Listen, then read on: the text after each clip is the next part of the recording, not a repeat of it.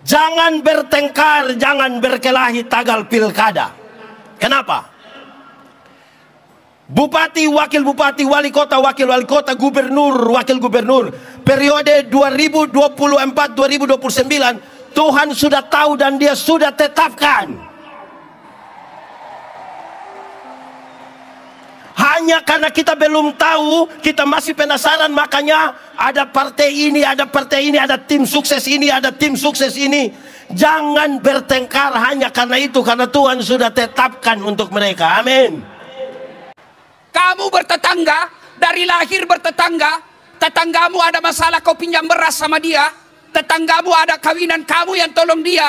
Tiba-tiba gara-gara pilkada, pilpres, kamu bermusuhan. Itu aslinya beleng-beleng.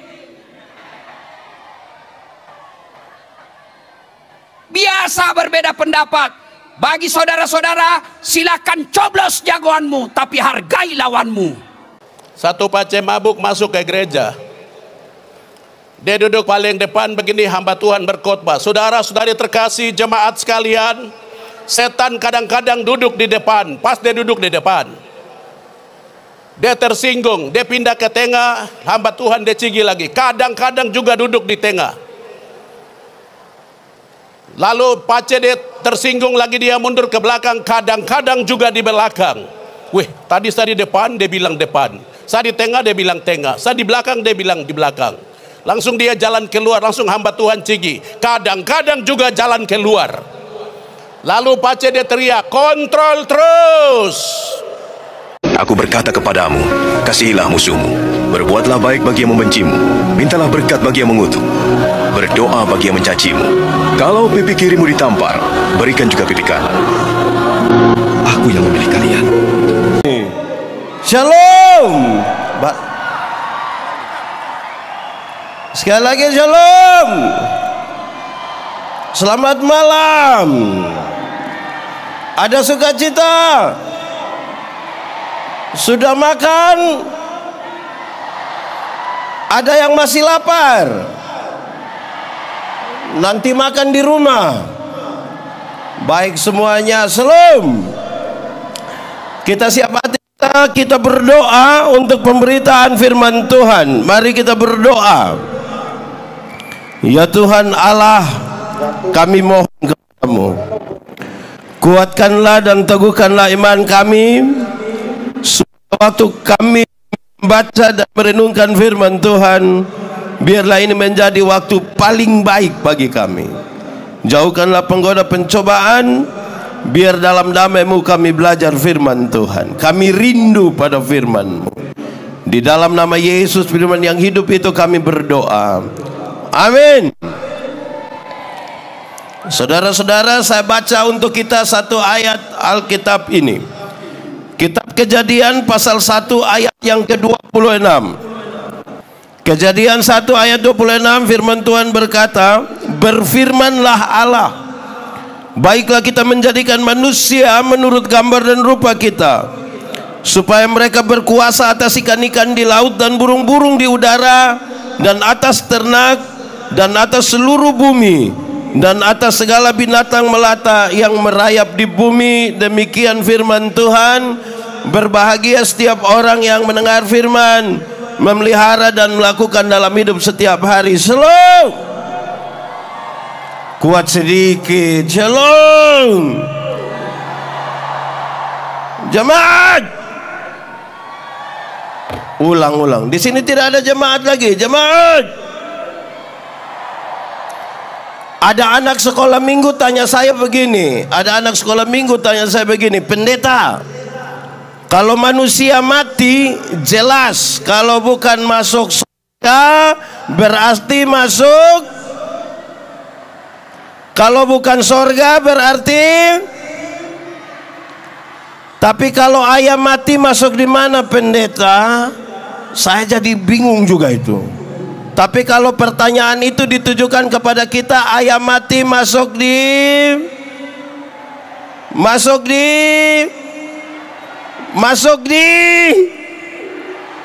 kalau dia mati di hutan tetap masuk di periuk. Apapun jawaban kita, jawaban itu sungguh memberi pesan bahwa manusia berbeda dengan ayam. Sama-sama 1, 2, 3. Manusia berbeda dengan, kasih tahu kawan di sebelah, 1, 2, 3. Manusia berbeda dengan ayam. Kalau kita lihat kisah penciptaan, waktu Tuhan cipta ayam cukup berfirman langsung jadi. Waktu cipta sapi cukup berfirman langsung jadi. Waktu cipta semuanya Tuhan cukup berfirman langsung jadi. Tetapi ketika ingin menciptakan manusia, seolah-olah ada hitung-hitungan, seolah-olah ada pertimbangan. Kenapa? Karena kepada manusia akan diberikan kuasa untuk menguasai seluruh ciptaan, dan karena itu manusia tidak boleh sama dengan Setelah hitung-hitung begitu, baru Tuhan bilang begini, baiklah manusia diciptakan. Lalu dibedakanlah manusia dengan ayam. Hafal, ayam hanya diberikan satu kehidupan saja. Ayam diberi berapa kehidupan? Berapa? Tetapi manusia diberikan 3 kehidupan sekaligus. Manusia diberikan berapa kehidupan? 1. Manusia diberikan tubuh yang hidup. Diberikan apa?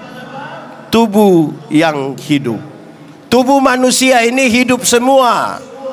10 tahun lalu dia punya berat badan hanya 37 dan sekarang 73. Kenapa? Karena tubuh kita 10 tahun lalu kita pakai celana nomor 27 tidak ada masalah karena perut rata saja. Sekarang perut macam ada 3, satu di sini, satu di sini, satu di sini. Kenapa? Karena tubuh kita 10 tahun lalu kita kurus sekali, sekarang sudah dia ada di sini pakai baju warna, mulai baku tuduh sudah.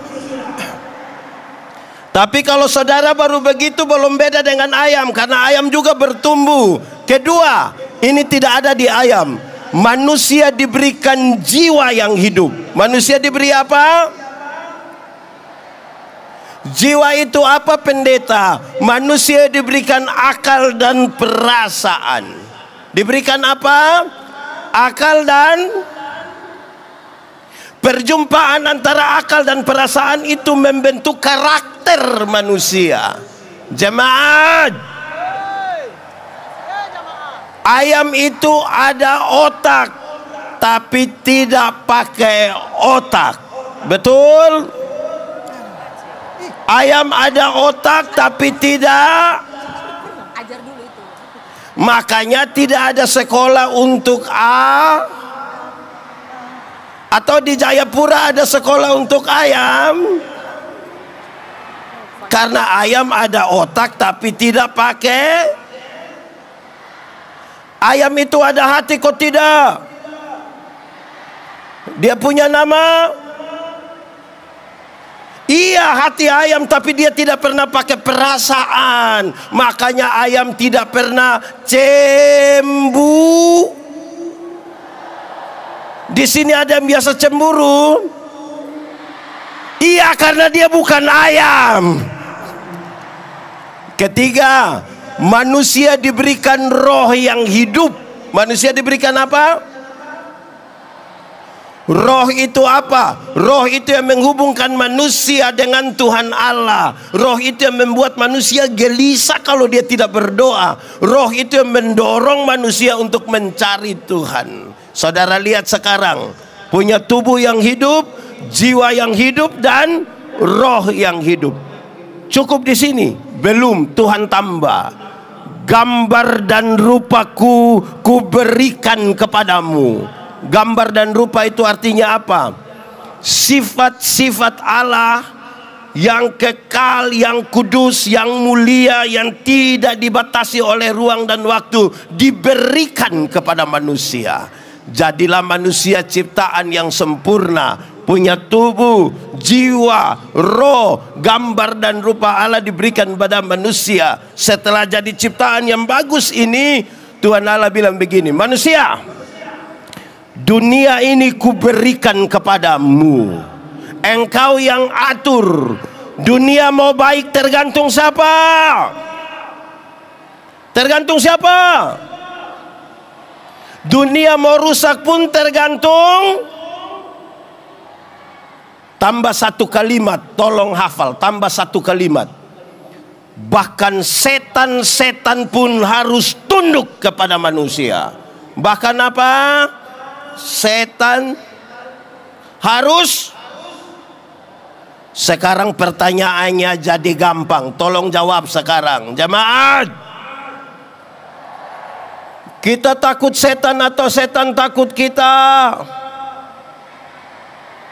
Kita takut setan atau setan takut kita? Atau kita dengan setan bakas takut? Yang benar mana, kita yang takut setan atau setan takut kita? Yakin? Betul-betul yakin? Awas dia dengar. Hei jemaat, iblis takut otoritas Tuhan yang ada pada kita. Tetapi otoritas ini menjadi rusak karena apa? D-O-S-A. Dibaca. Dibaca. Pengertian dosa di Taman Eden itu ringan. Dosa ialah usaha manusia untuk melangkah melewati batas. Semua tanaman dalam taman ini boleh kau makan buahnya, tapi yang itu jangan. Ketika dia melangkah melewati batas itu, dia punya nama D-O-S-A. Dibaca. Upaya melebihi batas itu yang namanya dosa. Saya pakai satu contoh, jemaat. Ada orang yang biasa minum minuman keras. Di timur disebut sopi, di Manado disebut cap tikus, di Papua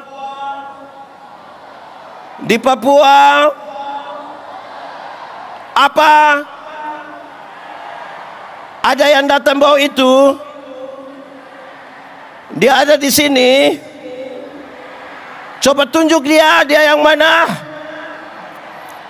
Jemaat, ada yang biasa minum begitu dan tanya saya, pendeta, boleh minum sopi atau tidak? Saya bilang, saya tidak tahu. Oh, pendeta apa kita tanya bukan jawab tapi bilang tidak tahu. Saya bilang begini, ada legenda Yunani tentang pohon anggur. Legenda ialah cerita yang latar belakangnya tidak perlu kita ketahui, tapi pesan-pesan moralnya boleh kita pakai. Legenda itu bilang begini, pengusaha anggur yang pertama di dunia ialah Nuh. Siapa? Waktu kapal itu kandas di Ararat, air surut, Nuh turun, dia langsung tanam anggur. Hafal. Hari pertama dia siram pakai darah domba. Darah apa? Hari kedua dia siram pakai darah singa. Darah apa? Hari ketiga dia siram pakai darah monyet. Darah apa? Hari keempat dia siram pakai darah babi. Darah apa? Terus orang tanya, Bapak, itu dia punya maksud apa? Nuh bilang begini, kalau engkau minum satu seloki, tadi pakai darah apa? Pakai darah apa? Pakai darah domba. Engkau akan tulus seperti anak domba. Karena itu tempat minummu di perjamuan kudus. Perbuatlah ini menjadi peringatan akan aku. Kalau berapa seloki? Kalau engkau minum 2 seloki tadi pakai darah apa? Darah apa? Maka engkau akan kuat seperti singa. Karena itu tempat minummu di pinggir-pinggir kebun. Lihat orang yang biasa 2 seloki itu mau masuk kerja kebun 2 seloki dulu, keluar 2 3, 4, 2, 2, 2. Kalau berapa seloki? Ketiga. Kalau engkau minum 3 seloki tadi pakai darah apa? Darah apa? Oh, itu tempat minumnya di atas pohon. Lebih banyak dia punya tagoyang-tagoyang, itu lebih banyak dia punya tagoyang. Itu belum minum miskin Bapak. Tapi kalau sudah minum dia bilang ambil saja, ambil saja. Taruh kayu palang, ambil. Kalau berapa seloki? 3. Jemaat, di 3 seloki itu cerita tinggi. Dan saudara tahu banyak istri kena pukul di 3 seloki itu. Jemaat, di sini ada suami biasa pukul istri. Dia faham apa? Saya balik saja dia pun pertanyaan. Jemaat, ibu-ibu yang biasa kena pukul dari suami, coba angkat tangan. Jangan. Berani kau angkat tangan pulang kena pukul ulang, siapa tanggung jawab? Kalau engkau minum 4 seloki tadi pakai darah apa? Darah apa? Babi, permisi, minta maaf. Lihat babi itu, makan di mana, tidur di situ, muntah di situ, semua di situ habis.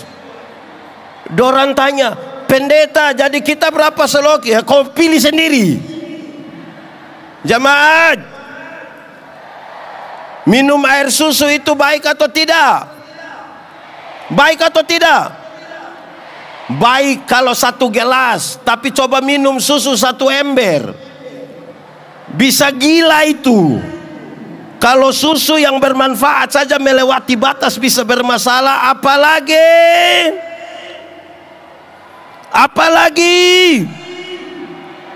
baik. Saudara lihat, setelah manusia jatuh dalam dosa, bagaimana tubuh, jiwa, roh. Saya bicara hal ini 3 hal terus saya selesai. Ada sahabat saya, Ustadz Dasat. Mari kita tepuk tangan buat saudara kita terkasih. Tepuk tangan. Luar biasa Ustadz ini. Kita tepuk tangan juga untuk Pastor John Bonai. Kita tepuk tangan. Saudara tidak boleh pulang dulu, nanti rugi. Sama-sama 1, 2, 3. Nanti kasih tahu kawan di sebelah. 1, 2, 3. Oke, baik. 1. Tubuh yang terkontaminasi dosa mengalami 2 pergeseran. 1. Tubuh yang terkontaminasi dosa hari itu melecehkan perempuan. Tuhan bilang, Adam, kenapa kau makan itu buah? Dia bilang, perempuan yang Tuhan kasih itu yang bawa masalah bagi saya. Ini pernyataan yang sungguh berbeda ketika pertama kali Adam melihat Hawa. Waktu pertama kali Adam melihat Hawa, dia bilang, dialah tulang dari tulangku, daging dari dagingku. Pakai bahasa kita dia bilang, dia punya tulang itu sapu tulang, dia punya daging itu sapu daging. Jadi kalau dia sakit, saya sakit. Dia susah, saya susah. Kalau dia senang, saya juga senang. Itu waktu belum jatuh dalam dosa.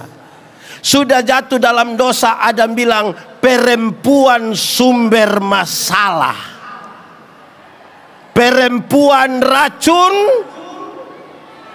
Bayangkan itu. Jemaat,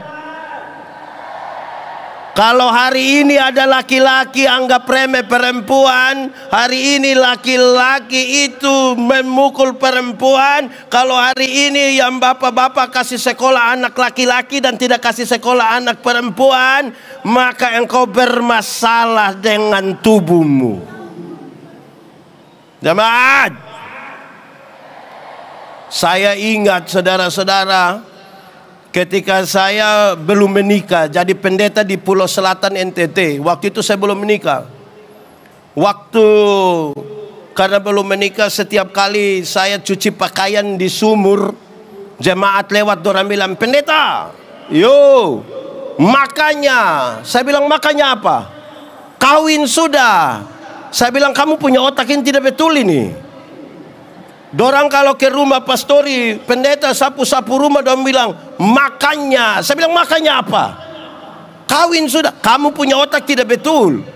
Bapak, kenapa setiap kali kami suruh bapak kawin, bapak bilang kami otak tidak betul? Saya bilang, boleh jawab. Kalau pakaian kotor apa yang harus dilakukan? Kalau pakaian kotor apa yang harus dilakukan? Cuci, bukan kawin. Hanya orang yang otak miring saja yang pakaian kotor di sini dia pergi kawin di sana dengan harapan ini pakaian bersih. Jemaat, kalau rumah kotor apa yang harus dilakukan? Sapu,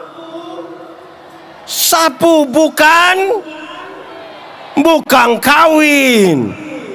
Sekali lagi, hanya orang yang otak tidak betul saja yang rumah kotor di sini bilang, "Sapi kawin dulu biar rumah bersih." Jemaat, pada akhirnya kalau yang perempuan harus masak, harus cuci, harus timba air, dia melakukan itu bukan karena dia pembantu, tetapi dia melakukan itu atas nama cinta. Tepuk tangan kasih ibu-ibu dulu. Supaya ibu-ibu ada kesempatan sisir-sisir dia rambut sedikit. Oke, itu pertama. Tapi yang kedua, tubuh yang terkontaminasi dosa, waktu itu memberhalakan bagian-bagian tubuh tertentu. Apa maksudnya? Jemaat, dulu itu Adam dengan Hawa itu telanjang saja, tapi tidak ada masalah. Adam telanjang ikut situ, Hawa telanjang ikut situ, tidak ada masalah. Kita punya sekarang ini semua pakai pakaian mahal-mahal, bayar berkali-kali, tapi masalah banyak sekali. Betul? Kenapa? Karena bagian-bagian tubuh tertentu jadi masalah baru. Contoh, kalau saudara ikuti semua iklan kecantikan kulit di televisi, semua iklan kecantikan kulit di televisi mengarahkan kita untuk ambil kesimpulan seolah-olah orang kulit putih lebih baik dari kulit hitam.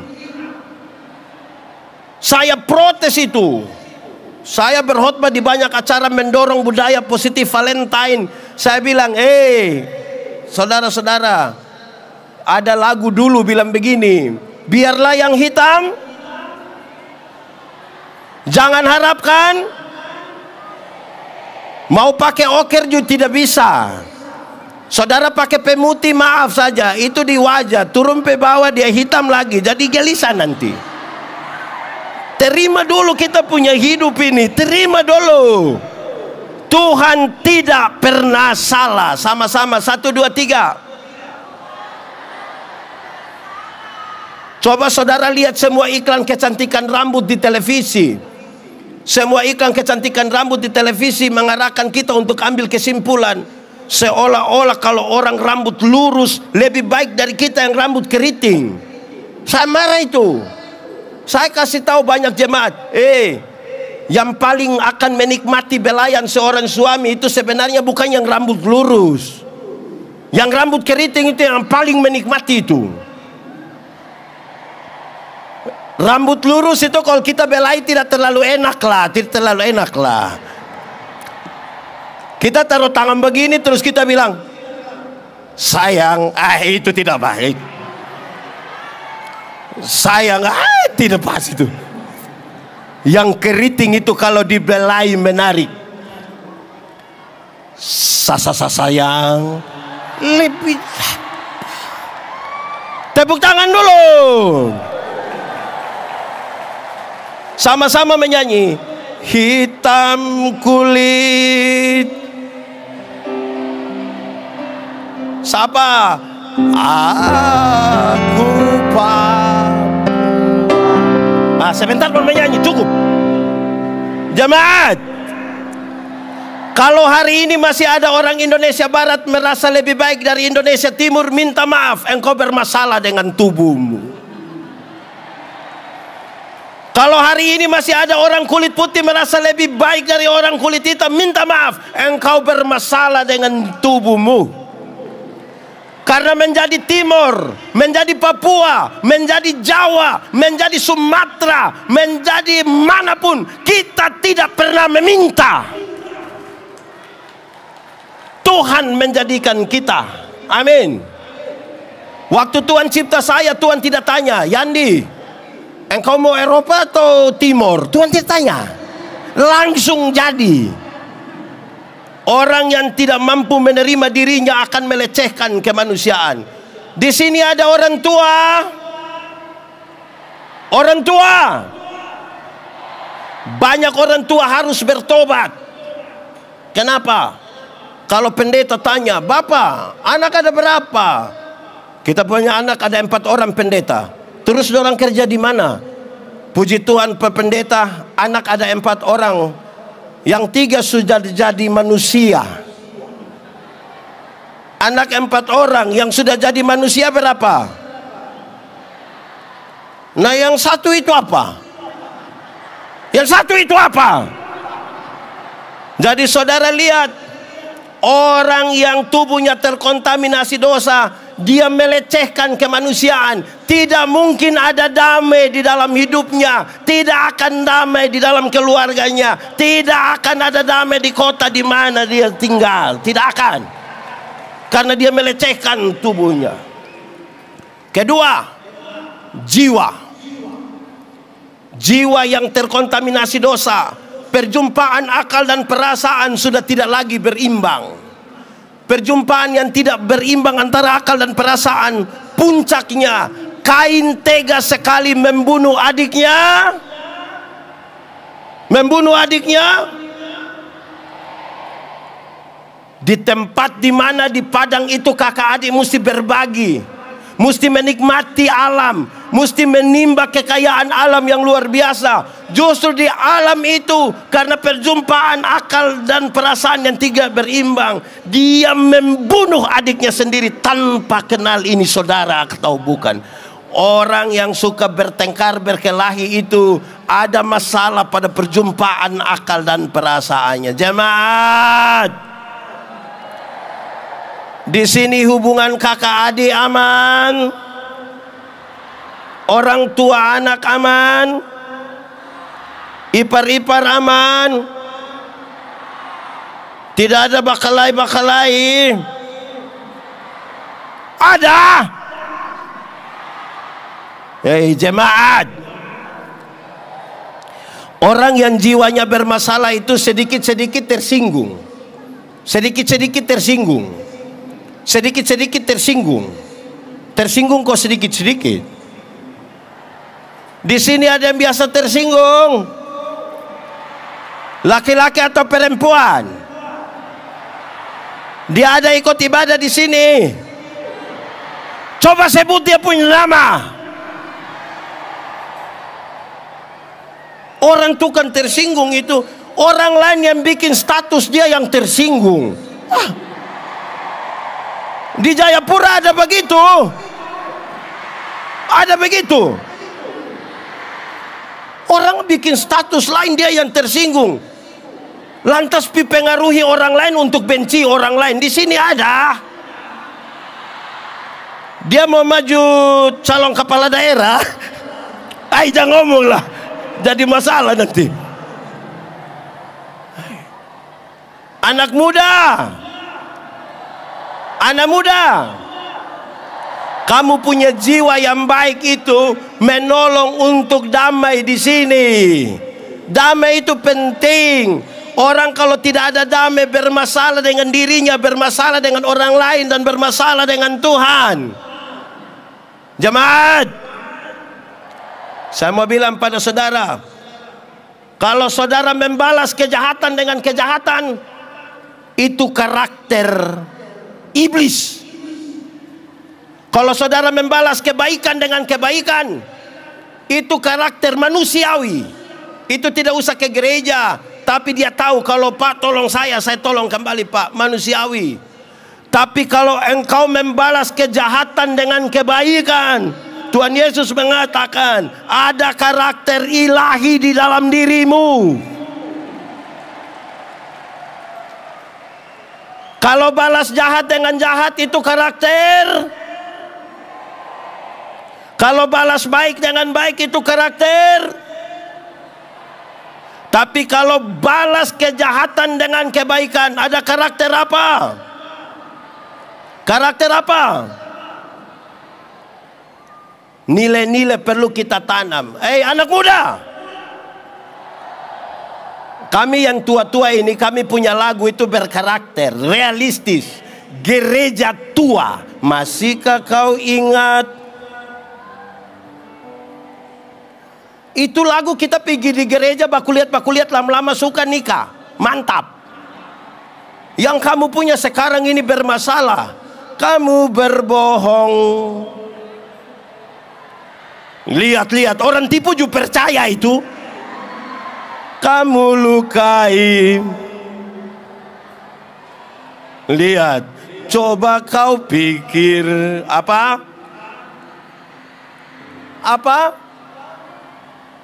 Memang tidak ada, kamu saja mau bikin begitu. Dia pun lanjutan mengerikan. Kau tinggalkan aku, kau dengan yang lain. Itu gila. Orang ada dengan orang lain, kamu setia baru mau tunggu jandamu begitu. Kasih perjumpaan yang baik. Oke, ketiga terakhir. Jiwa yang terkontaminasi dosa hari itu memutuskan hubungan dengan Tuhan Allah. Memutuskan hubungan dengan Tuhan Allah. Tuhan Allah tanya, Adam, kenapa kamu di mana? Tuhan Allah tanya begitu bukan karena Tuhan tidak tahu Adam sembunyi di mana. Tuhan tahu kok tidak? Tuhan tahu kok tidak? Nah, sudah tahu kenapa tanya-tanya? Tahu kok tidak? Sudah tahu kenapa tanya? Pertanyaan itu mengirim pesan. Adam, kamu di mana? Sebuah pertanggungjawaban.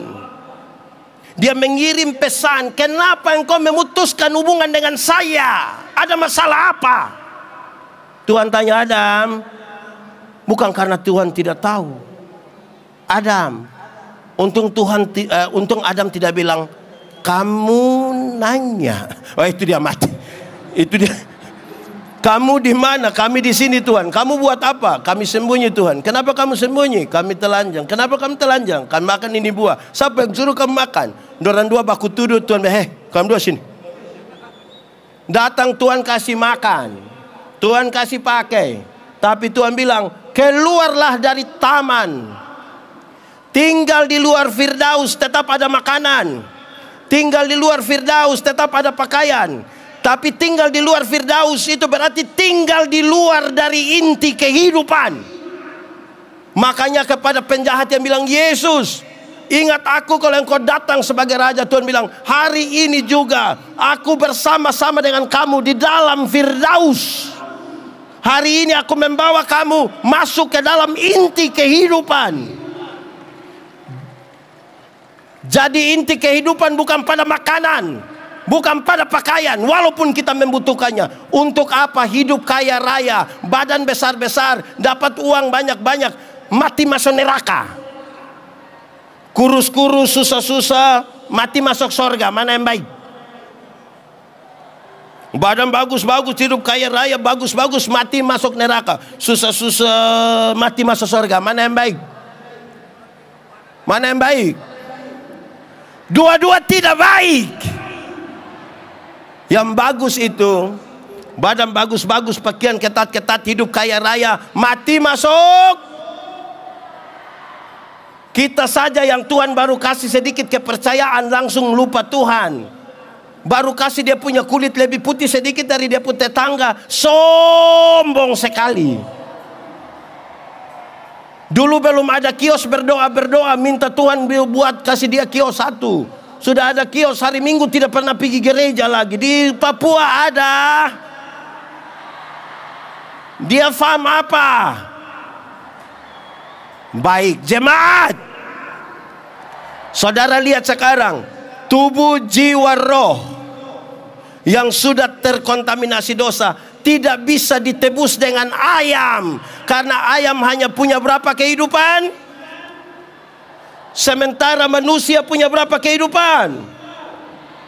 Karena itu Allah berkenan turun menjadi manusia di dalam Yesus Kristus, punya tubuh, punya jiwa, punya roh, tapi dia tidak berdosa. Karena itu seluruh kejahatan dosa kita ditimpakan kepadanya, dan kita menjadi ciptaan baru yang baik. Amin. Jemaat, dengar saya bilang, dengar. Cari Tuhan jangan hanya untuk sembuh dari kesehatan. Tuhan datang ke dunia bukan sekedar bikin orang sakit jadi sembuh. Ingat, ada banyak orang tidak kenal Tuhan malah lebih sehat dari kita. Yang biasa mabuk itu dia mabuk dari 3 hari lalu sampai tadi pagi, istirahat sedikit dia mabuk ulang, dia tidak tahu sakit. Kita yang mengaku kenal Tuhan ini yang kena embun sedikit pulang supilek Bapak. Jemaat, cari Tuhan jangan sekedar hanya untuk kaya. Tuhan datang bukan untuk bikin manusia miskin jadi kaya, walaupun bisa dia lakukan itu. Jemaat, ada banyak orang yang tidak kenal Tuhan malah lebih kaya dari kita. Betul. Itu koruptor, orang itu kaya-kaya semua. Rumah 2, 3, 4, 5, sampai tidak suka tinggal di dia punya rumah, dia tinggal di penjara sana. Tapi dia kaya-kaya itu. Kita yang mengaku kenal Tuhan ini yang sedikit-sedikit garam habis, sedikit-sedikit pulsa habis, mau beli sepatu untuk ikut gereja saja pakai tanya yang jual, bilang, abang bisa bayar 6 kali? Kalau begitu cari Tuhan untuk apa? Kalimat Yesus ini menjadi penting. Ikut. Carilah dahulu kerajaan Allah dan kebenarannya. Selamat dulu, baru yang lain itu di kekayaan, kehormatan di, umur panjang di, jabatan di, istri di.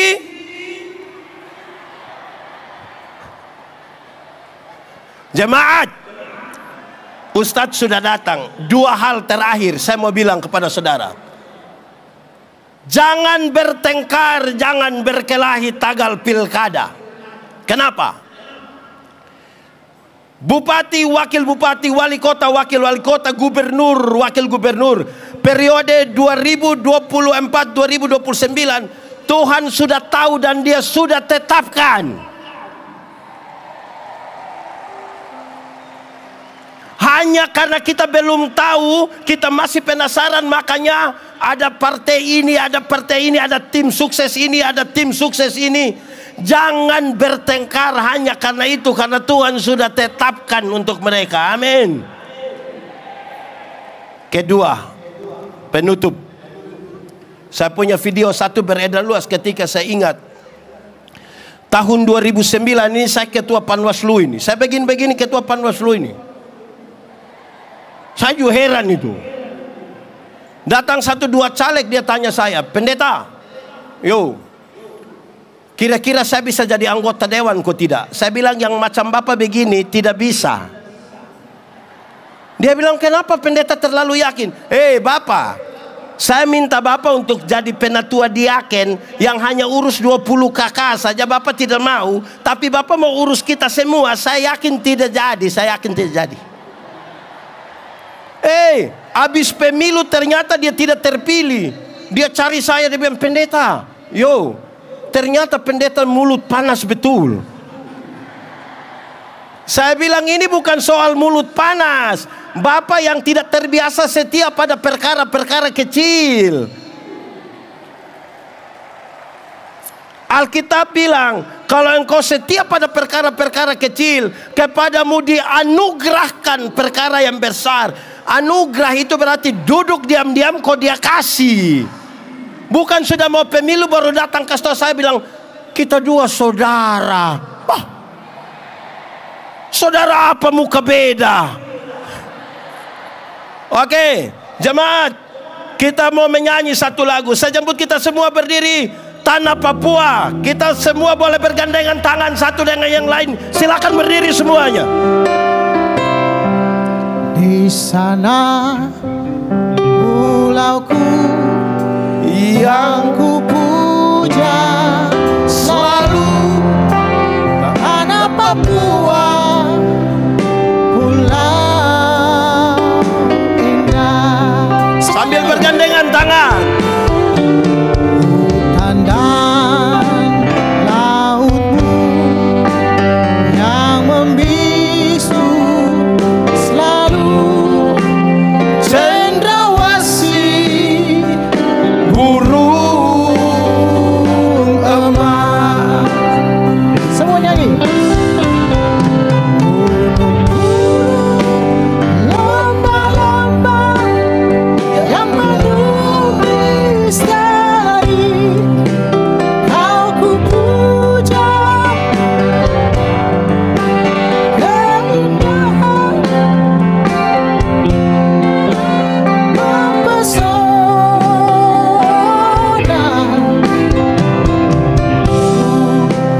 yang deras mengalirkan emas.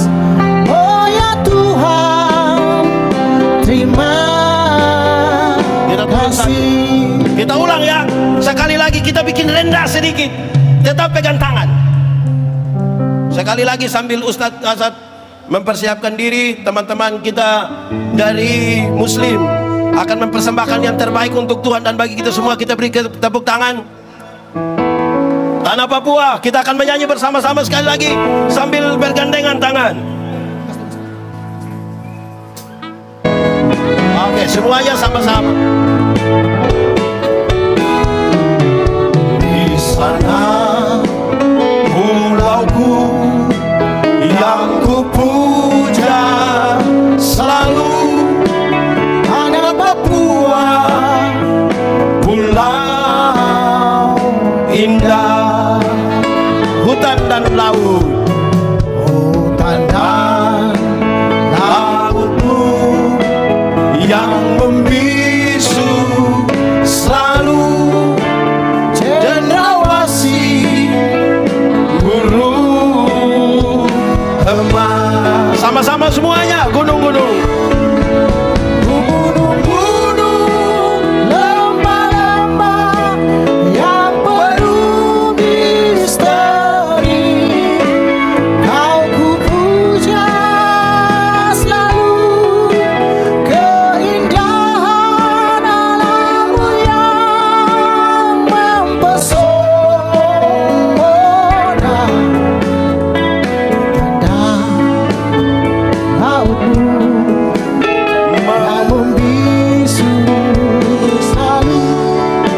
Syur ya Tuhan, terima kasih. Syur ya Tuhan, terima kasih. Syur ya Tuhan, terima kasih.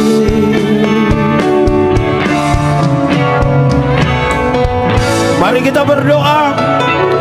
Ya Tuhan Allah, terima kasih untuk firman-Mu.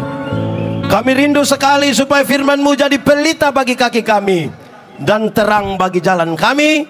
Biarlah Papua penuh dengan kemuliaan. Biarlah tanah Papua penuh dengan perdamaian. Terpujilah nama Tuhan. Di dalam nama Yesus kami berdoa. Sama-sama kita katakan amin.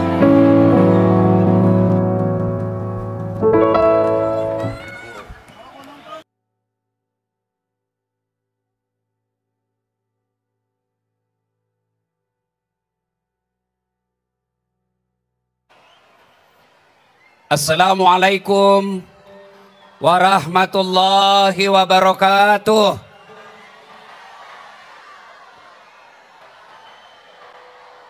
Alhamdulillah, alhamdulillahi rabbil alamin, wa bihi nasta'inu ala umurid dunya waddin. Ashhadu an la ilaha illallah wa ashhadu anna Muhammadan abduhu wa rasuluh. Allahumma salli ala Sayyidina Muhammad wa ala alihi wa sahbihi ajma'in. Amma ba'd. Faqad qala Allah subhanahu wa ta'ala fi kitabil karim. Bismillahirrahmanirrahim. Ya ayyuhalladzina amanu dukhulu fis silmi kaffatan wa la tattabi'u khutuwatis syaitan innahu lakum aduwwum mubin. Wahai orang-orang yang beriman, masuklah engkau ke dalam Islam secara sempurna dan janganlah engkau ikuti langkah-langkah setan, karena sesungguhnya setan itu musuh yang nyata bagi kalian. Musuh kalian bukan tentara, musuh kalian bukan polisi, musuh kalian bukan aparat, musuh kalian kata Allah adalah setan, di mana setan itu musuh yang nyata bagi kalian. Ketika Bapak Ibu mendapat undangan acara ini, setan berusaha menggagalkan agar kita tidak datang di tempat ini. Tidak usah kau datang, tidak usah kau datang, panas, tidak usah kau datang, lebih baik kau nonton drama Korea. Tidak usah kau datang, tidak usah kau datang, acara politik saja itu. Alhamdulillah, setan yang ada di rumah berhasil kita kalahkan. Sehingga kita bisa hadir di tempat ini. Apakah setelah duduk di tempat ini setan menyerah? Tidak, dia goda kau lagi. Tidak usah dengar ceramah, tidak usah dengar ceramah, pegang HP-mu, pegang HP-mu. Jadi Bapak Ibu yang pegang HP ketika saya ceramah, sesungguhnya kena godaan setan. Ya bagaimana kau mau dengar ceramah kalau sibuk kau begini? Sudah dikasih tahu, masih juga dia pegang HP-nya. Bukan kau kena godaan setan, kau sudah jadi setan. Ibu-ibu yang pegang HP, saya doakan suaminya kawin lagi. Kenapa bapak-bapaknya yang teriak? Wa qala idzan bismillahirrahmanirrahim. Innallaha wa malaikatahu yusalluna 'alan nabi. Ya ayyuhalladzina amanu sallu alaihi wa sallimu taslima. Sesungguhnya Allah dan para malaikatnya bersalawat kepada Rasulullah Muhammad sallallahu alaihi wasallam. Maka wahai orang-orang yang beriman, bersalawatlah kalian kepada Rasulullah dengan sebaik-baik salawat. Saya mau ajak kaum muslimin muslimat yang hadir di tempat ini, saya mau lihat ada muslim tidak di tempat ini? Ada Islam tidak di tempat ini? Saya mau lihat, kalau begitu kita salawat bareng-bareng, bisa? Ayo, nyalakan lampu blis HP-nya. Lampu blis HP-nya, ayo kita nyalakan sambil salawat. Ayo, siapa? Saya mau lihat, ada muslim tidak di sini? Ayo, kita nyalakan lampu blisnya, kita salawat bareng-bareng. Yuk, yang di belakang saya, yang di depan saya.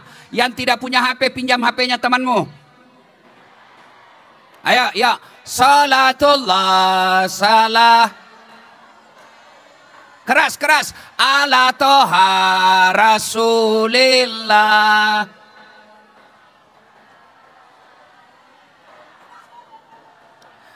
Ala yasin habibillah.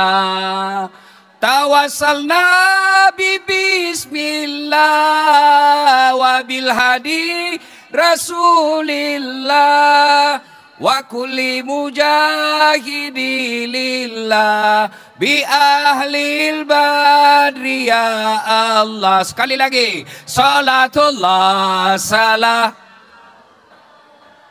Keras, ala toha. Yang di belakang ada suaranya. Salatullah ala yasin. Alhamdulillah, terima kasih. Simpan lagi HP-nya. Terima kasih. Ternyata banyak sekali. Alhamdulillah. Simpan kembali HP-nya. Simpan kembali. Ibu bapak, saudara-saudara sekalian, teristimewa para alim ulama, tokoh-tokoh agama, Katolik, Protestan, Hindu, Buddha, dan para pejabat sipil militer yang ada di tempat ini, yang insya Allah dimuliakan rahmati Allah Subhanahu wa Ta'ala. Suatu kali Nabi tanya, saudara-saudara sekalian, kamu tahu enggak siapa yang bangkrut di akhirat kelak? Ibu-ibu, Nabi pernah tanya, kamu tahu enggak siapa yang bangkrut di akhirat kelak? Sahabat menjawab, yang tidak sholat ya Rasul. Oh, dia sholat, bagus sholat 5 waktunya. Yang tidak puasa ya Rasulullah. Nabi katakan puasa Ramadannya bagus, Senin Kamisnya pun kadangkala ada. Yang tidak bayar zakat ya Rasul, dia bayar zakat, zakat harta, zakat fitrahnya dia keluarkan. Yang tidak haji ya Rasul, dia haji, bahkan kadangkala dia pergi umroh. Sahabat bertanya, Kalau begitu bagaimana, kenapa bisa bangkrut ya Rasul? Nah dia puasa, dia haji, dia sholat, dia zakat, kok bisa bangkrut? Nabi menjawab, mereka yang bangkrut adalah jarusu wahatiur rahim, tetangga yang jahat sama tetangganya dan dia memutuskan tali persaudaraan.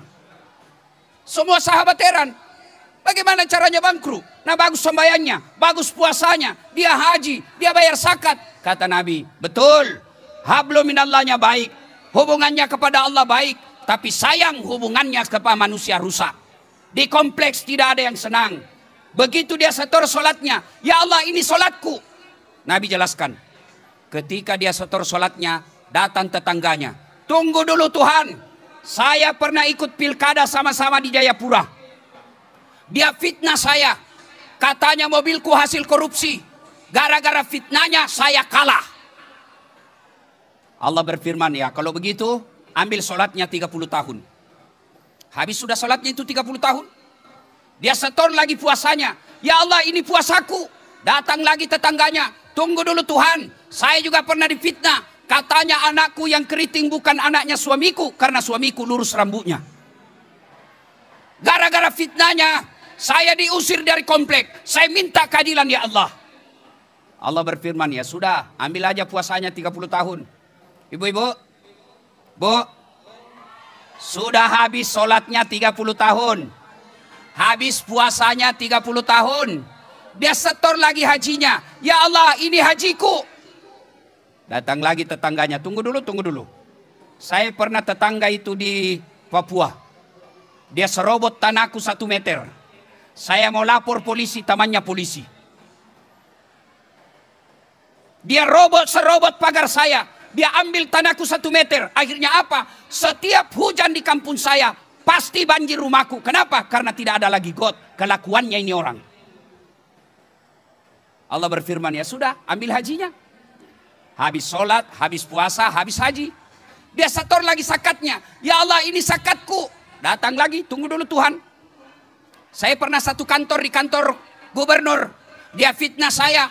Katanya saya korupsi. Saya punya mobil 2. Gaji saya tidak cukup beli mobil. Dia lupa kalau saya jual tanah kampung saya di Sulawesi Selatan. Gara-gara fitnahnya saya dipecat dari kepala dinas menjadi staf ahli. Ahli yang tidak ada stafnya. Gara-gara fitnahnya saya dinonjobkan. Saya minta keadilan. Allah berfirman, ya sudah. Ambil aja hajinya. Caput nih puasana. Habis puasa, habis sholat, habis haji, habis zakat. Masih ada yang datang keberatan. Ya Allah saya juga pernah disakiti itu orang. Lalu ini orang yang tadi bagus hubungannya kepada Allah. Dia bilang, ya Allah bagaimana lagi caranya ini kasihan. Nah habis mini amalku. Tidak ada yang sudah kubayarkan ini. Allah lalu berfirman. Supaya adil, ambil dosanya orang yang pernah kau sakiti. Inilah yang bangkrut. Itulah sebabnya kita orang Islam. Setiap Jumat kita dengar ayat ini. Kita bagi orang Islam lelaki setiap Jumat ke masjid pasti mendengar ayat ini. Ya ayyuhalladzina amanu taqullaha haqqa tuqati wa la tamutunna illa wa antum muslimun wa'tasimu bihablillahi jami'an wa la tafarraqu. Berpegang teguhlah engkau kepada tali persaudaraan agama Allah dan janganlah engkau bercerai-berai.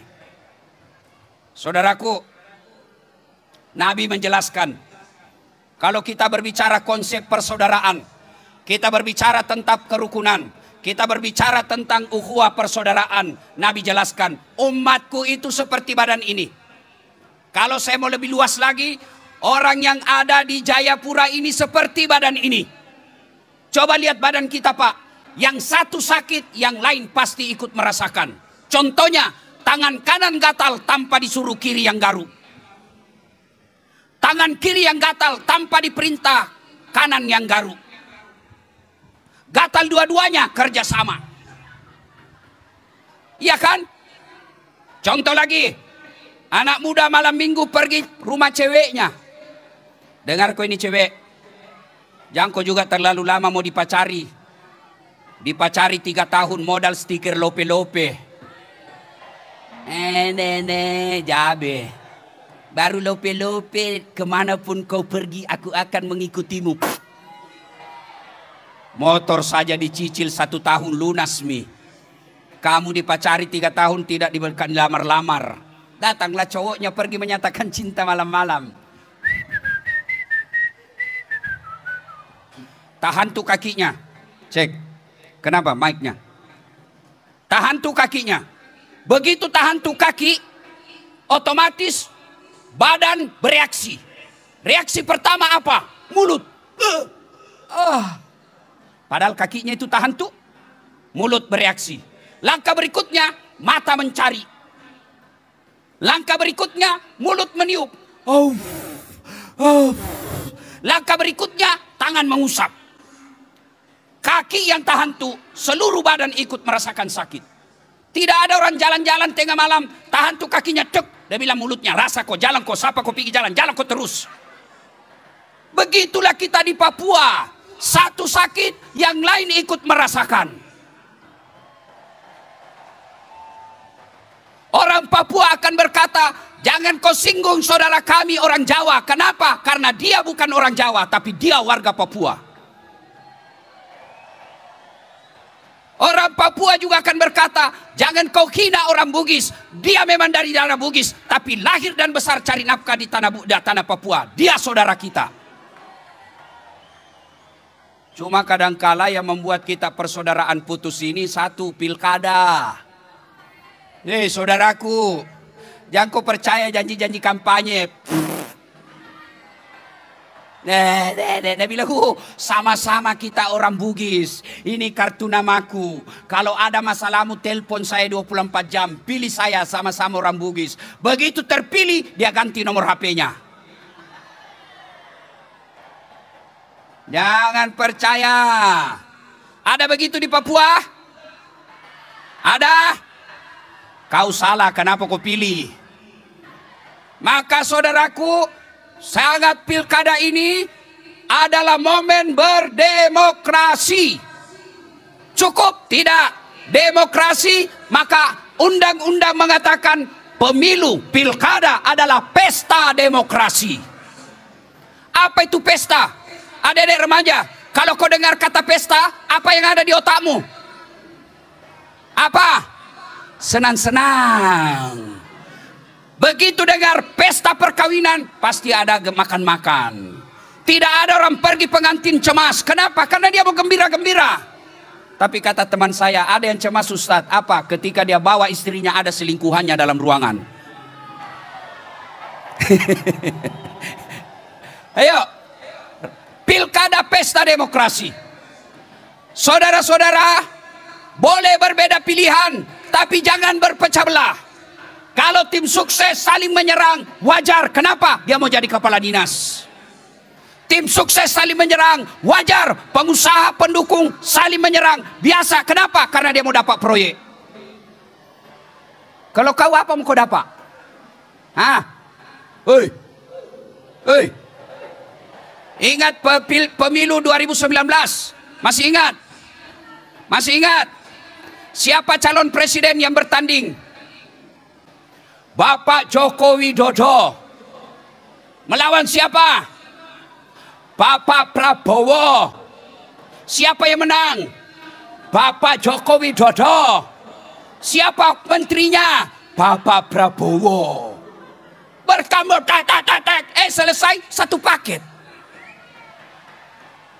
Kamu bertetangga, dari lahir bertetangga.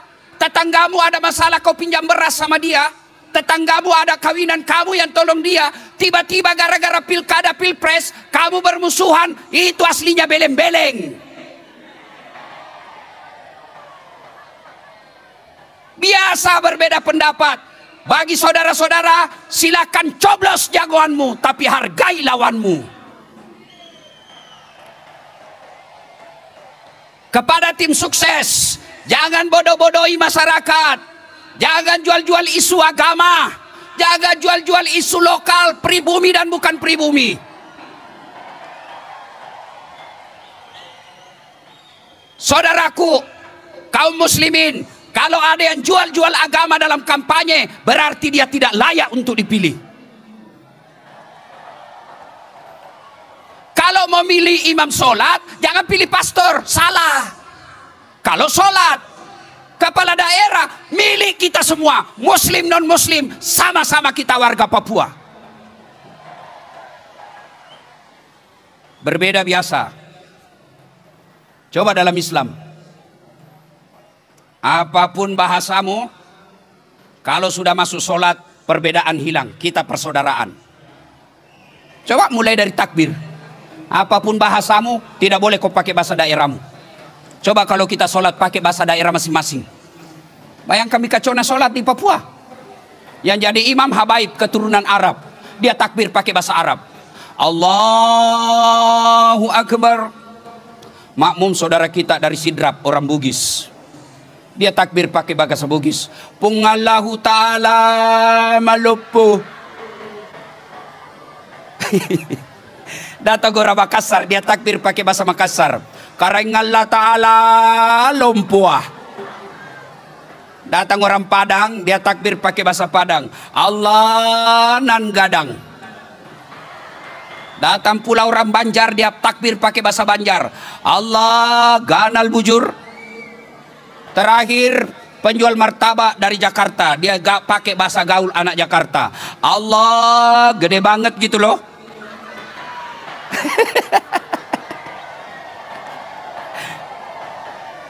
Ayo, dalam sholat itu kalau sudah takbiratul ihram tidak boleh pakai bahasa masing-masing, pakai bahasamu, tapi menghargai perbedaan. Mana buktinya menghargai perbedaan? Coba lihat. Kalau kita sholat boleh pakai mazhab, misal takbir Allahu Akbar. Takbir pertama meletakkan tangan setelah takbiratul ihram. Takbir pertama ada model seperti ini. Ada? Ada. Takbir kedua Allahu Akbar, ada antara dada dengan pusat. Takbir ketiga Allahu Akbar, ada juga ulama mengajarkan di atas pusat. Takbir keempat Allahu Akbar, simpan di bawah pusat, bukan di bawah sekali ya. Porno lagi nih ibu-ibu. Takbir kelima Allahu Akbar, lurus. Ini umumnya orang Syiah. Ustadz boleh pakai itu? Boleh, semua boleh kalau kau pakai. Tapi tidak boleh kau paksa orang ketika kau berbeda. Mentang-mentang kau begini Allahu Akbar, di sampingmu begini kau, salah kau, pasti batal sholatmu. Mana yang betul? Betul semua. Silakan mau begini boleh, mau begini boleh, mau begini boleh, mau begini boleh, mau begini boleh. Silakan. Kalau semua boleh Ustaz, mana yang tidak boleh? Kalau kau pakai semua Allahu Akbar. Ini kalau pilkada main dua kaki. Ini kalau pilkada ini main dua kaki ini yang begini. Saudara-saudara sekalian, pilkada jangan membuat kita rusuh. Coba lagi. Apa yang membuat biasa setelah pilkada? Saudara-saudaraku, mumpung di sini ada calon gubernur, ada calon wakil gubernur, ada calon wali kota, ada calon wakil wali kota. Saya minta saudara-saudara, bapak-bapak yang mau jadi pejabat, jangan serahkan sepenuhnya kepada tim sukses untuk menyapa rakyat. Kalau kau serahkan kepada tim sukses, bisa jadi dia yang sukses, kamu yang gagal. Disuruh bikin baleho 5, 2 hilang, 3 HA diambil. Disuruh bagi-bagi baju kaos disuruh bikin 1000, 3000 dia bikin, hilang 7000. Lebih baik para calon, kalau kalian mau menyapa rakyat, jangan diwakilkan, datang menyapa. Kalau niatmu menjadi pemimpin karena mengangkat nama baik Tuhan, insya Allah langkah kakimu akan jadi ibadah. Pesan saya berikutnya kepada para calon. Kalau bapak-bapak besok Allah takdirkan tidak menjadi pemenang, jangan bersangka buruk. Saya punya pengalaman. 2014 saya ikut tanding wali kota di Makassar. 10 pasang calon. Kalah Ustadz? Tidak, cuma yang menang lebih banyak suaranya. Ini namanya sangka baik, sangka baik. Saya tidak mau dibilang kalah. Ternyata Allah tahu, Das'ad, kau tidak usah jadi pejabat. Andai saja saya menang waktu itu, saya tidak tampil di depan ini. Andai saja saya menang waktu itu, mungkin bisa jadi saya berakhir dengan KPK karena saya tidak tahu kelola anggaran. Allah sampaikan, Das'ad, tidak usah kau jadi pejabat, lebih baik kau jadi ulama. Andai saja saya menang waktu itu jadi pejabat, datang Kapolres Tabes, siap komandan. Datang Kapolda, siap jenderal. Datang lagi gubernur, siap Pak Gubernur. Datang presiden, siapa presiden. Tapi karena saya jadi ulama, mereka semua yang hormat sama saya.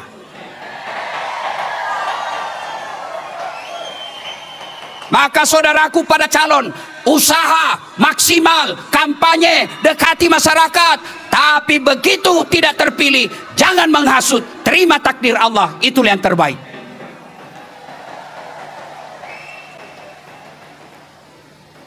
Pak Fakiri, penggagas acara ini sama Pak Pendeta Lipius. Saya bilang kita mesti bikin tabligh akbar, Pak. Selama ini ada doa bersama, dihadirkan semua tokoh-tokoh agama.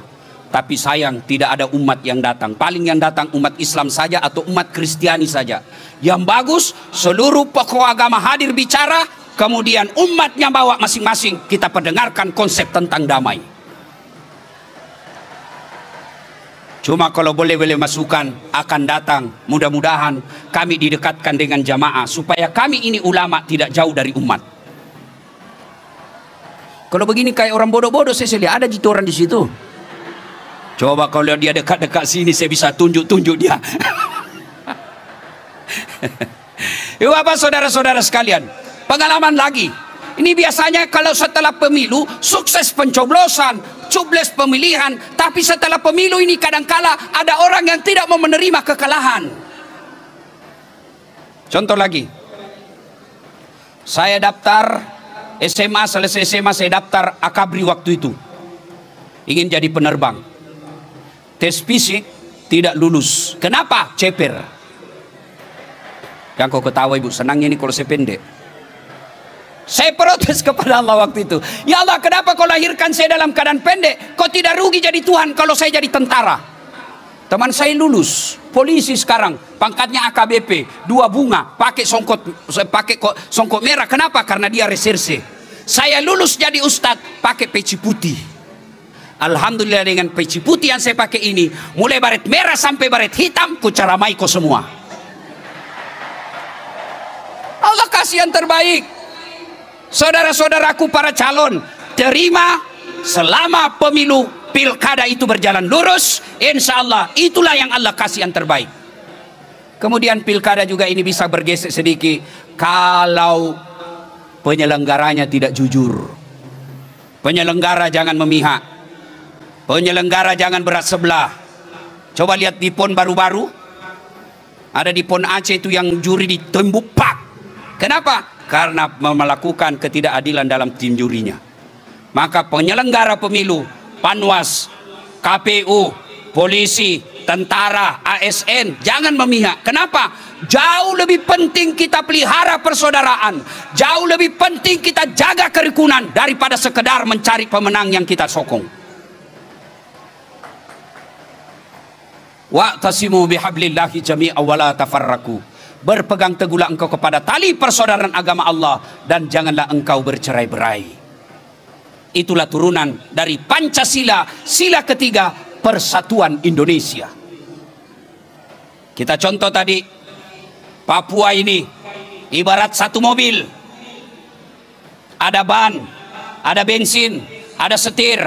Tidak boleh ada bagian satu merasa lebih hebat dari yang lain. Kapan ada yang merasa lebih hebat dari yang lain, tunggu, mobil itu pasti mogok. Kata bensin, saya yang berpengaruh di mobil ini.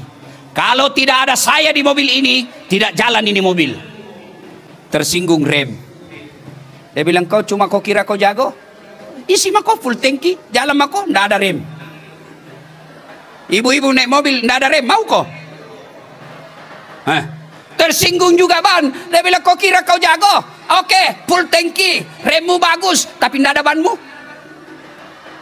Itulah Papua. ada jadi bupati, ada wali kota, ada tentara, ada polisi, ada pedagang, ada ASN. Berbeda kita, tapi satu kendaraan membawa Papua menjadi lebih hebat. Mereka Indonesia Barat, mereka boleh bangga dengan gedung-gedung tingginya, tapi kita boleh bangga kenapa? Karena di Indonesia baru ada kejadian seperti ini. PKB, pastor pendeta kiai bersatu. Mudah-mudahan acara ini diliput. Pesan damai dari tanah Papua. Apa itu lagunya itu orang Papua? Keriting rambut, apa? Kulitku hitam. Jantung mah kau ketawa kan? Saya bukan penyanyi. Kalau lagu Omai Rama, saya tong kalau lagu Omai Rama. Saya kalau marah istriku, saya menyanyi. Saya peluk dari belakang baru saya menyanyi. Insaflah wahai manusia, bila dirimu bernoda. Masih marah, laku peluk tambah rapat, baru menyanyi lagi. Bila kamu di sisiku, hati rasa syahdu. Dia mulai senyum itu. Ibu bapak saudara-saudara sekalian, karena acara masih panjang, saya pesankan sekali satu lagi. Para pemilih, jangan kau terima uang sogok. Ada ayat yang selalu Allah ulang-ulangi dalam Al-Quran. Ibu bapak masih ingat 2019 akhir sampai 2022? Masih ingat? Ada penyakit apa ibu? Apa? Covid. Waktu itu selalu diumumkan di masjid, diumumkan di gereja, diumumkan di kantor-kantor pemerintah. Tentara polisi jalan berkampanye, jaga jarak, pakai masker, cuci tangan. Kenapa? Waktu itu masker, jaga jarak, cuci tangan penting. Kenapa? Menghindari Covid. Tapi sekarang tidak ada lagi pengumuman itu. Kenapa? Covid telah kita atasi dengan rajinnya kita vaksin. Tapi ada ayat, sejak ada Rasulullah Sallallahu Alaihi Wasallam, dibaca tiap Jumat. Sudah lebih 1400 tahun tiap Jumat dibaca ayat ini. Dari lebih 1000 ayat, ayat ini kok Allah pilih selalu dibaca Jumat-Jumat. Pesan moralnya, ayat ini berbunyi, Bismillahirrahmanirrahim. Ya ayyuhalladzina amanu taqullaha haqqa tuqatih wa la tamutunna illa wa antum muslimun. Wahai orang-orang yang beriman, bertakwalah kalian kepada Allah dengan sebenar-benarnya takwa. Bukan takwa gimik-gimik, bukan takwa pencitraan, bukan takwa pilkada, bukan takwa pilcaleg. Takwalah dengan sebenar-benarnya takwa. Dan janganlah engkau mati kecuali dalam keadaan beragama Islam. Ayat ini Jumat-Jumat Allah baca sampaikan melalui khatib. Seolah-olah Allah ingin berkata, Das'at, kau mengaku Islam, tapi belum tentu kau mati dalam keadaan Islam. Hai kaum muslimin, umatnya Muhammad, kau mengaku Islam, tapi belum tentu kau bisa bawa matimu dalam keadaan Islam. Insya Allah kita tidak akan mati dalam keadaan mabuk.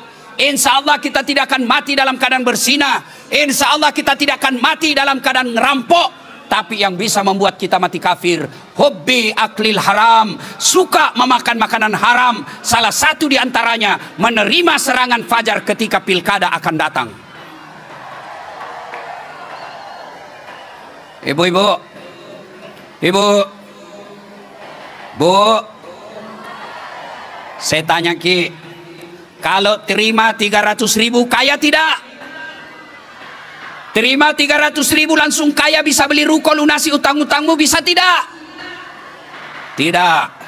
Bapak-bapak, tolak uang 300.000 langsung miskin tidak? Tidak miskin. Tapi yang pasti, kalau kau terima uang serangan fajar, kalau kau terima uang serangan politik, kalau kau terima serangan-serangan pilkada uang itu maknanya Kau tutup masa depan anakmu yang cerdas. Kau tutup masa depan anakmu yang jujur untuk jadi wali kota, untuk jadi bupati, untuk jadi gubernur, untuk menjadi anggota DPR. Kenapa? Hanya mereka yang kaya yang bisa jadi pejabat. Cintai tanah Papua. Caranya apa, Ustadz? Bulan 11 akan datang, jangan kau terima uang serangan fajar. Kalian juga para calon pemimpin, jangan kau sogok rakyatmu. Rakyat juga jangan kau peras calon pemimpinmu. Biar ada orang mau sogok, biar dia mau gelontorkan puluhan miliar, tapi rakyatnya tidak mau disogok, tidak akan jalan uangnya itu. Biar kalian mau terima uang sogok, tapi tidak ada calon pemimpin yang menyebarkan uang, tidak jalan sogok menyogok. Yang jadi masalah, satu mau sogok, satu mau menerima. Akhirnya apa?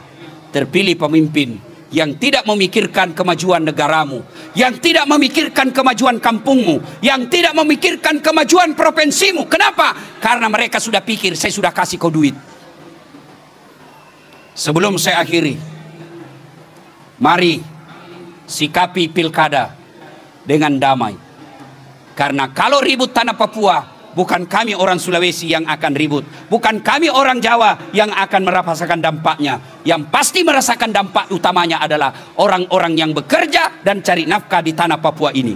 Karenanya semua kita wajib berkepentingan menjaga kerukunan dan kedamaian. Apapun warna kulitmu, apapun agamamu, apapun sukumu, kita adalah persatuan Indonesia menjaga tanah Papua.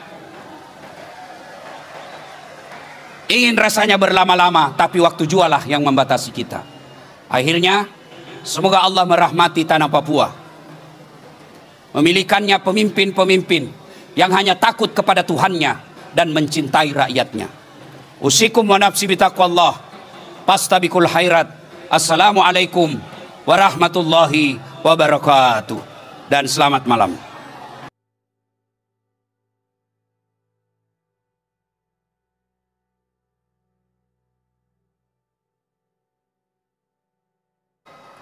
Ada hamba Tuhan dengan pilot,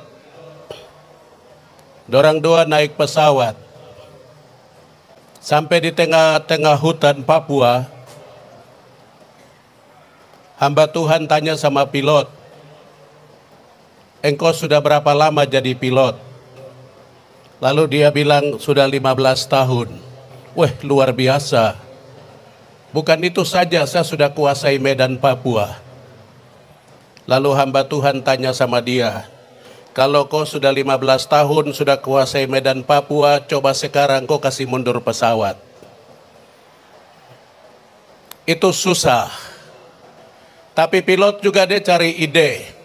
Bagaimana caranya untuk saya mau uji hamba Tuhan. Lalu dia bilang, hamba sudah berapa lama jadi hamba? 25 tahun. Wih, hebat sekali. Bukan itu saja, saya sudah baca kitab suci itu bolak-balik sudah 10 kali. Wih, hebat sekali. Coba kalau Bapak hamba hebat, Bapak hamba coba doa Bapak kami mulai dari amin. Jadi mundur ke atas dari amin.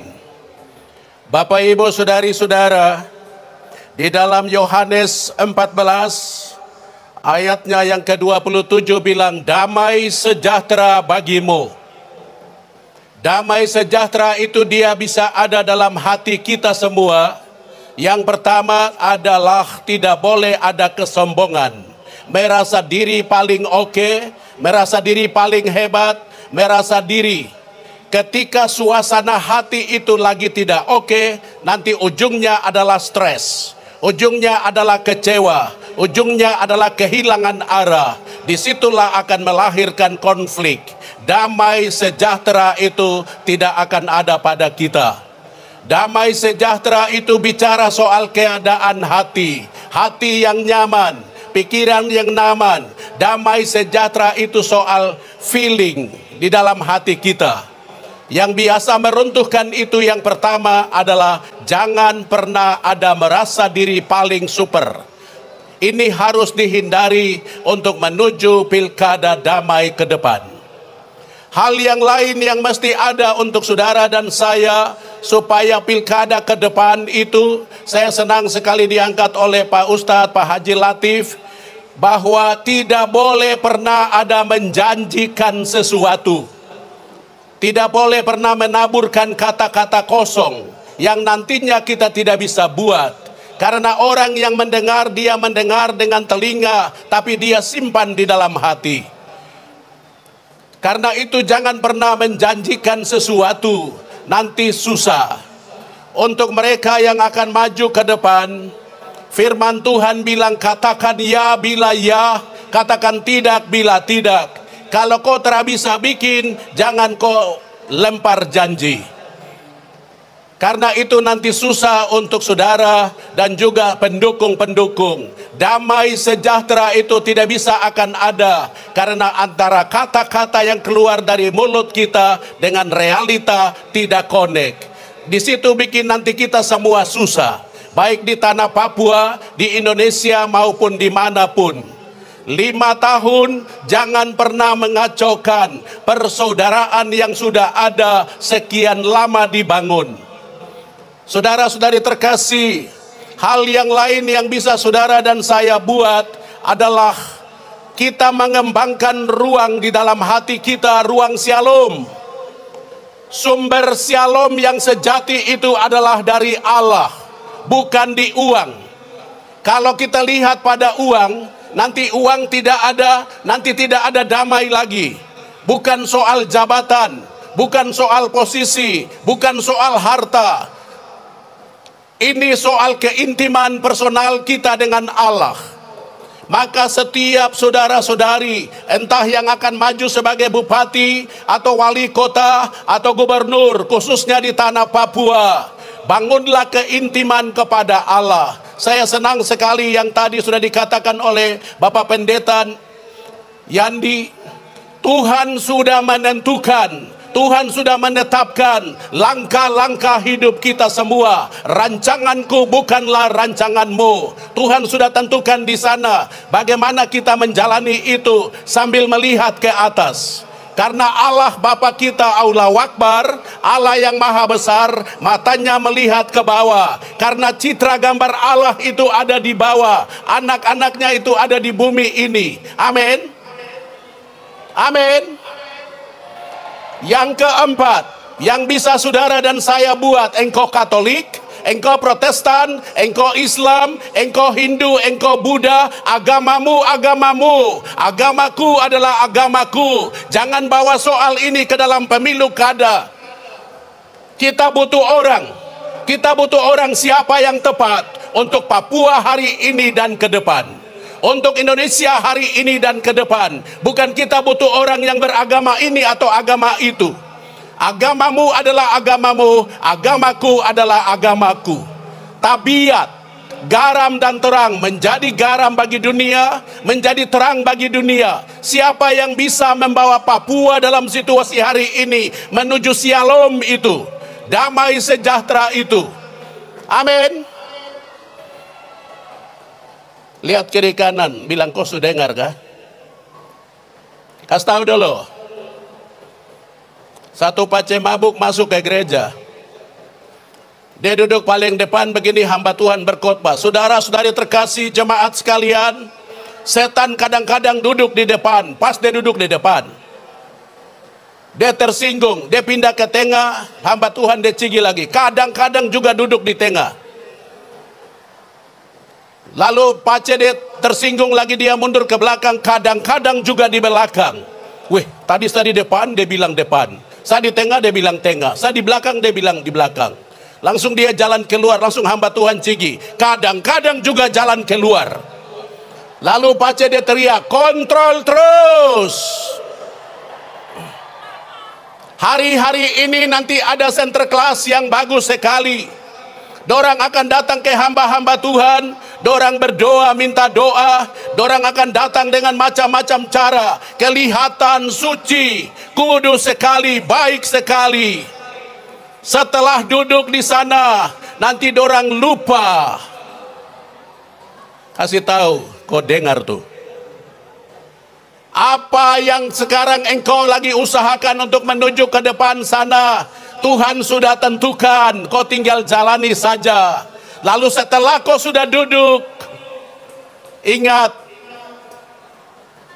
musik.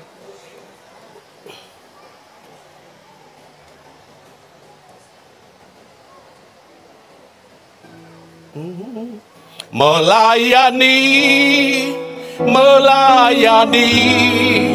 lebih sungguh. Melayani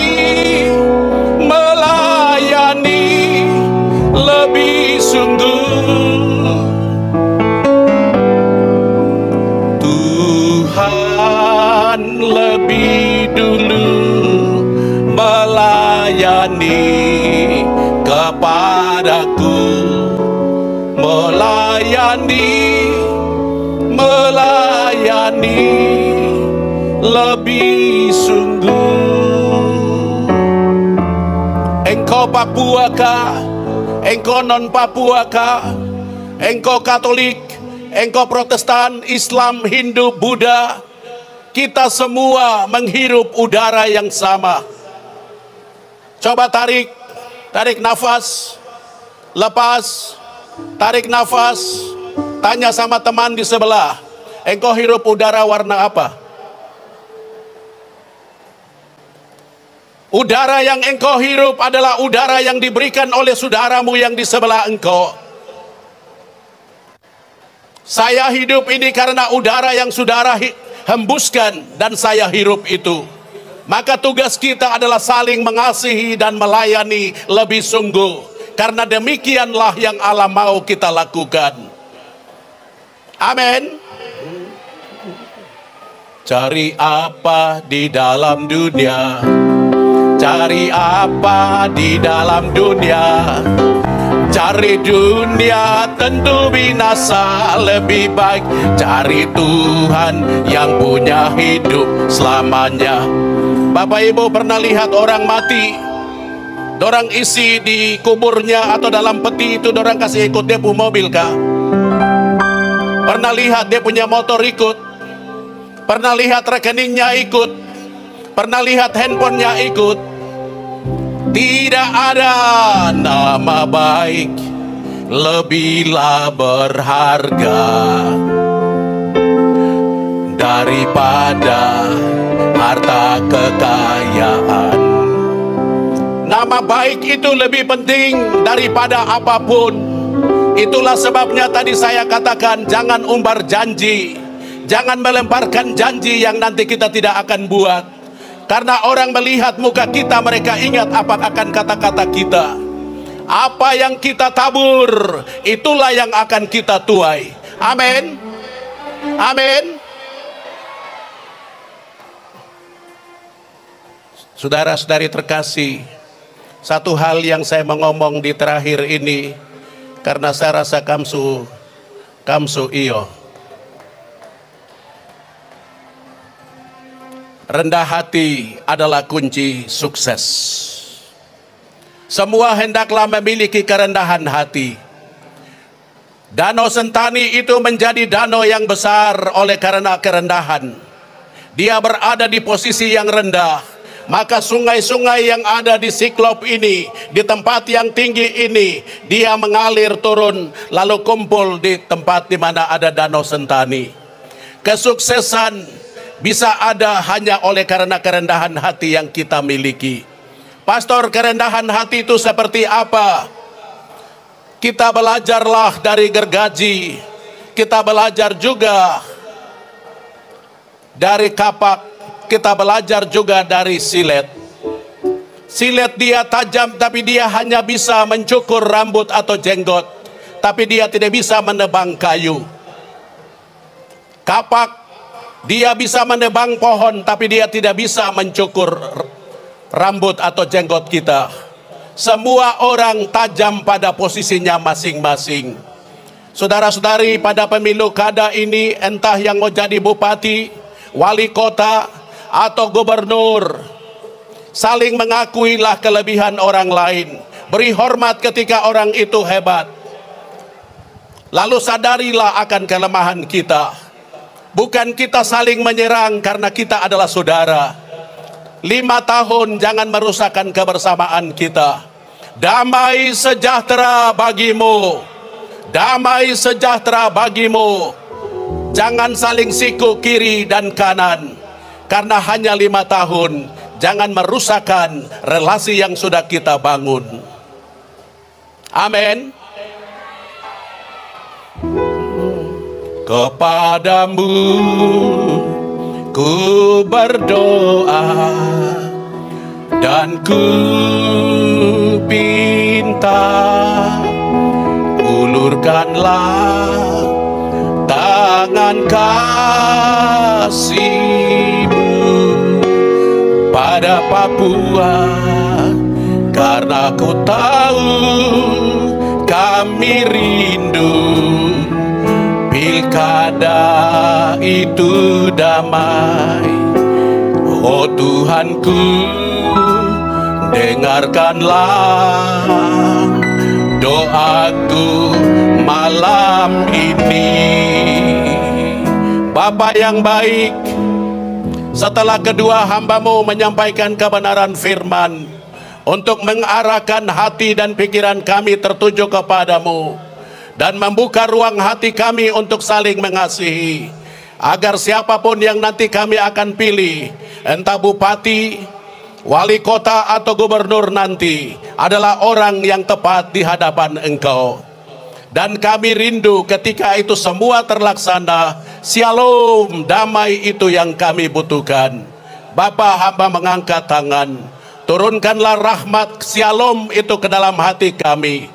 Semua umat-Mu tanpa beda agama, beda ras, siapapun kami ada di atas negeri ini, sorga kecil yang jatuh ke bumi. Semoga Allah memilih yang tepat, untuk waktu yang tepat, pergumulan yang tepat di tanah Papua ini. Terpujilah nama-Mu yang hidup dan berkuasa, kini dan sepanjang masa. Amin.